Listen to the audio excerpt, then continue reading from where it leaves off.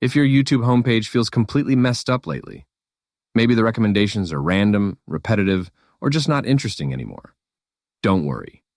You can actually reset your YouTube feed and basically give the algorithm a fresh start. First, open the YouTube app on your phone, and this works on both iPhone and Android. Once you're inside YouTube, tap on your profile picture in the bottom right corner. After that, tap the gear icon at the top right to open settings.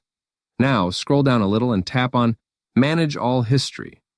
You'll be taken to your Google Activity page, where YouTube stores your watch history, searches, and all the data used to recommend videos to you.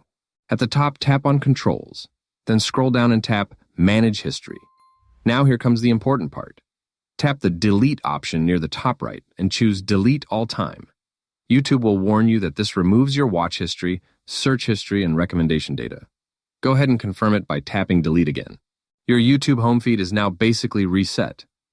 When you go back to the home page, recommendations may look empty or very generic at first. But as you start watching new videos, YouTube will slowly rebuild your feed based on what you actually enjoy now.